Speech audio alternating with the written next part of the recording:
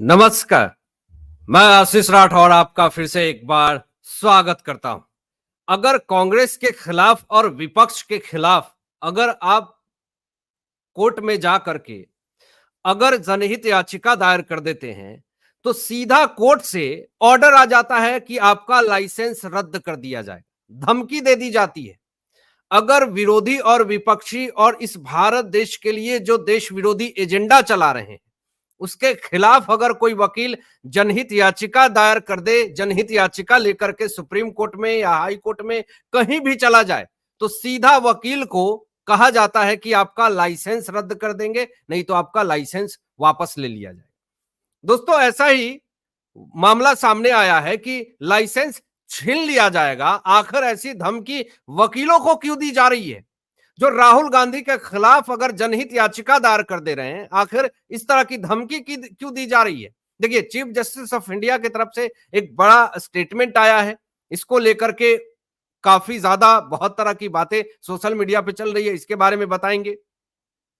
फिर उसके बाद दोस्तों आपको यह भी बताएंगे कि आम आदमी पार्टी के नेता बड़े तादाद में छोड़ करके अरविंद केजरीवाल को चले गए हैं।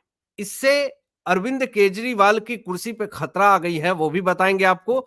और हाईकोर्ट की तरफ से बड़ा झटका आम आदमी पार्टी के संयोजक को मिला है और उनके खिलाफ प्रोडक्शन वारंट जारी हुआ है। अब ये प्रोडक्शन वारंट जारी जो हुआ है वो आखिर है क्या, ये भी आपको सिलसिलेवार तरीके से बताएंगे। लेकिन पहले आपको ये बता देते हैं कि आखिर ये क्यों बात कही गई कि ज्यादा तेज में अगर बात करोगे तो सीधा लाइसेंस छीन लेंगे। आखिर ऐसी धमकी क्यों दी जा रही है कोर्ट की तरफ से? जरा मामला आपको दिखाते हैं फिर बताते हैं। यहां पर चीफ जस्टिस ऑफ इंडिया ने वकील से कहा कि मैं काफी समय से आपकी बात सुन रहा हूं और अब मेरा धैर्य जवाब देने लगा है। यह फटकार लगाया है एक वकील को चीफ जस्टिस ऑफ इंडिया ने। अब दोस्तों पूरा मामला आपको बताते हैं, फिर आपको समझ में आएगा कि यह आखिर पूरा मामला क्या है, क्यों लाइसेंस छीन लिया जाएगा ऐसी धमकी दी गई है और इस पर सीजेआई को लेकर के भी बड़ी खबर आ रही है। जरा ये तमाम चीजें बात करेंगे।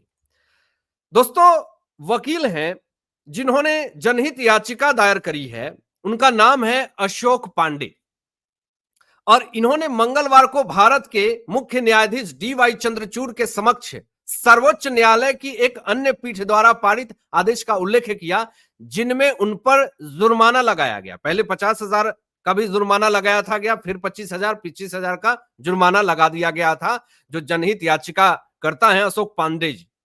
अब जो अशोक पांडे जी हैं उन्होंने मुख्य न्यायाधीश को बताया कि पीठ में बैठे न्यायाधीश ने उनको कहा है कि आपका लाइसेंस छीन लिया जाएगा। बताइए, ये आखिर कैसे धमकी दी जा सकती है कि आपका लाइसेंस छीन लिया जाएगा? और आप सुन करके दंग हो जाएंगे ऐसा क्यों कहा गया।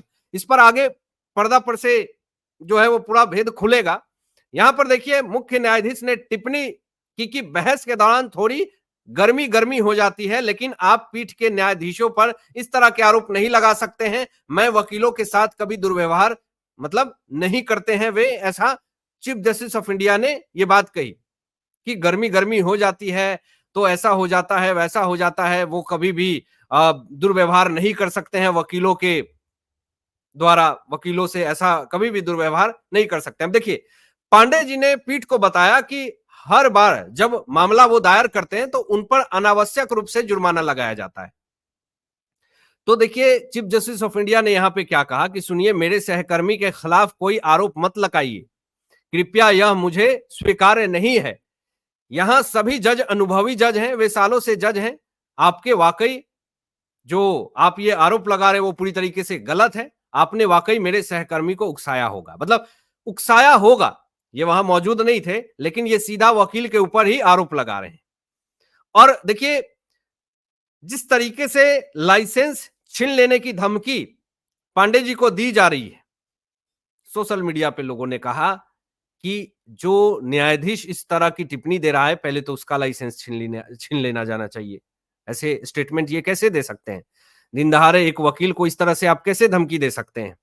देखिए, ये मामला सर्वोच्च न्यायालय की एक अन्य पीठ पर पारित आदेश से संबंधित है, जिसमें कि कांग्रेस नेता राहुल गांधी की लोकसभा सदस्यता की बहाली को चुनौती देने वाली याचिका दायर करने के लिए लखनऊ जो स्थित है अशोक पांडे पर लगाया गया था जुर्माना और वापस लेने से इनको इनकार कर दिया गया था।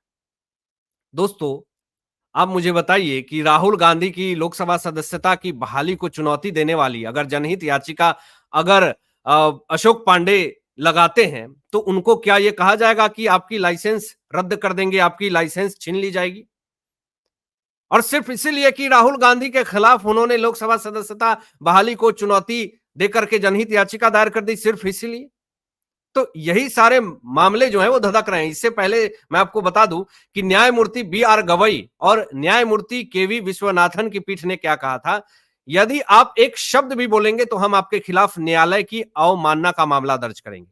आपको इतनी सारी याचिकाएं दायर करने से पहले 100 बार सोचनी चाहिए। बताइए, ये तो दिन दहाड़े धमकी दी जा रही है, दादागिरी की जा रही है, तो ये बहुत ही सोचनीय है। आखिर सर्वोच्च न्यायालय में, कोर्ट में इस तरह से लाइसेंस छीन लेने की धमकी दी जा रही है, जुर्माना लगाने की धमकी दी जा रही है, सिर्फ इसलिए कि राहुल गांधी के खिलाफ आप जनहित याचिका दायर कैसे कर दी?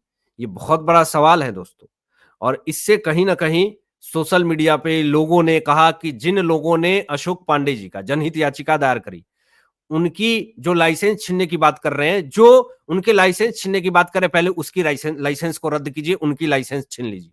तो सोशल मीडिया पे तरह तरह की बातें चल रही हैं, लेकिन देखिए, आपको अब जरा एक बड़ी और ब्रेकिंग खबर मैं आपको बता दूं कि आपको याद होगा दोस्तों कि आम आदमी पार्टी के ही नेता राजकुमार आनंद, ये आम आदमी पार्टी से इस्तीफा देकर के बसपा में शामिल हो गए थे और अब ये जो आम आदमी पार्टी के ही नेता राजकुमार आनंद और उनकी पत्नी वीना आनंद और कुछ अन्य नेता, कहा जा रहा कि 12 से ज्यादा नेता जो हैं वो बीजेपी में शामिल हो गए हैं आम आदमी पार्टी को छोड़ करके।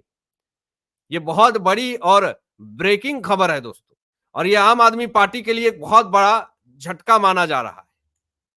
अब जरा बताते हैं आपको कि दिल्ली हाईकोर्ट की तरफ से अरविंद केजरीवाल को प्रोडक्शन वारंट जारी किया गया है। अब सीएम के खिलाफ जो प्रोडक्शन वारंट जारी किया गया है, बहुत सारे लोग जो हैं, ये प्रोडक्शन वारंट होता क्या है ये नहीं जानते होंगे। आपको बता दें कि प्रोडक्शन वारंट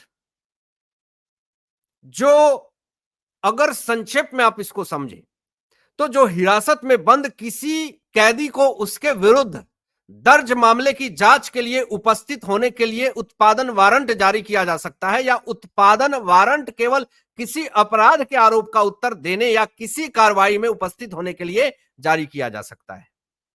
अब यह पूरा मामला क्या है, जरा मैं आपको डिटेल में समझा देता हूं। दोस्तों, दिल्ली की राउज एवेन्यू कोर्ट में आम आदमी पार्टी के संयोजक अरविंद केजरीवाल के खिलाफ जो प्रोडक्शन वारंट जारी किया है, उनकी आम आदमी पार्टी को समन जारी किया गया था और अदालत ने केंद्र शासित प्रदेश की आम आदमी पार्टी सरकार की अब समाप्त कर दी गई शराब नीति से संबंधित मनी लॉन्ड्रिंग जांच के संबंध में ईडी द्वारा जो चार्जशीट जो दायर की गई थी, उस पर पूरी तरीके से दिल्ली के राउज एवेन्यू कोर्ट ने संज्ञान ले लिया है। अब आप समझिएगा धीरे धीरे, अब मामले में ईडी के 7वें चार्जशीट पर संज्ञान लेते हुए न्यायाधीश कावेरी बावेजा ने निर्देश दिया है कि मुख्यमंत्री अरविंद केजरीवाल को किसी भी हालत में शुक्रवार को अदालत में पेश किया जाएगा। शुक्रवार को किसी हालात में अगर ये पेश नहीं होते हैं तो इनके ऊपर कार्रवाई होगी। जब उनकी विस्तारित न्यायिक हिरासत समाप्त हो रही है तो अब मामला और धीरे धीरे उनके लिए जटिल होता जा रहा, मुसीबत पैदा होता हुआ जा रहा है। देखिए, कावेरी बावेजा ने 8वें चार्जशीट पर भी संज्ञान लिया, 7वें चार्जशीट पर भी संज्ञान लिया और 8वें चार्जशीट पर भी संज्ञान लिया, जिसमें कि 2 और आरोपी हैं। एक पहला विनोद चौहान और दूसरा आशीष माथुर का नाम सामने आ रहा। और आपको यह भी बता दूं कि चौहान के खिलाफ पेशी वारंट और तथा माथुर को समन जारी किया गया है दोस्तों। और न्यायाधीश कावेरी बावेजा ने कहा कि दोनों को भी आम आदमी पार्टी के राष्ट्रीय संयोजक के साथ ही व्यक्तिगत रूप से पेश होना है। अब देखिए आम आदमी पार्टी की समस्या और ज्यादा बढ़ रही है, क्योंकि विनोद चौहान और आशीष माथुर के सामने जब अरविंद केजरीवाल को बैठा करके पूछताछ होगी तो सारे भेद सामने आ जाएंगे। आपको यह भी मैं बता दूं कि 4 जुलाई को अदालत ने 7वें और 8वें चार्जशीट पर संज्ञान लेने के संबंध में अपना आदेश 9 जुलाई के लिए सुरक्षित रख लिया था और 7वें चार्जशीट में अरविंद केजरीवाल का नाम है। यही सबसे बड़ी मुसीबत अरविंद केजरीवाल के लिए खड़ा हो गई कि भैया 7वें चार्जशीट में इनका नाम है, यानी ये लंबा नपने वाले। अब ऐसे हालात में अरविंद केजरीवाल के कुर्सी पे खतरा है, कुर्सी इनके हाथ से जा रही है। बाढ़ की समस्या दिल्ली में है और जिस तरीके से दिल्ली जल बोर्ड घोटाले में है, घोटाले का मामला 1943 करोड़ रुपए का घोटाले का भी आरोप ईडी जांच कर रही है। दूसरी तरफ की जब आम आदमी पार्टी नहीं थी तो 600 करोड़ के मुनाफे में दिल्ली जल बोर्ड था और 10 सालों में दिल्ली जल बोर्ड 73,000 करोड़ के घाटे में है। और आतिशी मार्लेना कह रही है कि यमुना की अब पूरी तरीके से हम देखभाल कर रहे हैं और बाढ़ की समस्या से जो है हम लड़ने के लिए पूरी तरीके से टीम तैयार कर रहे हैं।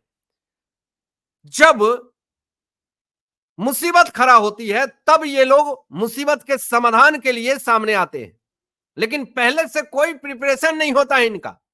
ईडी ने आम आदमी पार्टी के संयोजक का नाम लेते हुए अपने आरोप पत्र में शराब नीति मामले में अपराध की आय के बारे में उनके और हवाला ऑपरेटरों के बीच का चैट का हवाला दिया है दोस्तों।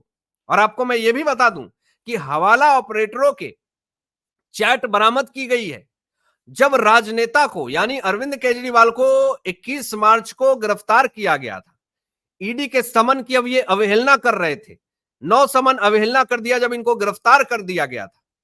तो खबर ये भी आ रही है कि ये अपना मोबाइल का पासवर्ड देने से इनकार कर रहे थे और कह रहे थे कि अपने वकील से पूछूंगा तो मोबाइल का पासवर्ड दूंगा।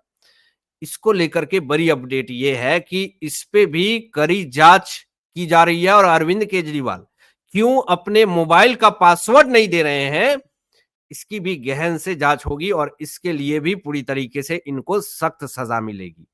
आपको यह भी बता दूं कि जो चौहान हैं, इन्होंने 2022 के विधानसभा चुनाव में 25 करोड़ रुपए से ज्यादा की पैसे की हेराफेरी की है उस गोवा के विधानसभा चुनाव में 2022 में जो हुआ था। तो इसको लेकर के पूरी तरीके से जांच जो है वो चल रही है और आने वाले समय में आम आदमी पार्टी के लिए एक बहुत बड़ी समस्या जो है वो और ज्यादा उत्पन्न हो रही है। आप क्या सोचते हैं? इन तमाम मुद्दों पे अपने विचार व्यक्त कीजिएगा और ऐसे ही लेटेस्ट अपडेट पाने के लिए इस चैनल को सब्सक्राइब करके बेल आइकन प्रेस कर लीजिएगा और अपने दोस्तों में शेयर कीजिएगा। Thanks for watching my video. जय हिंद, सत्यमेव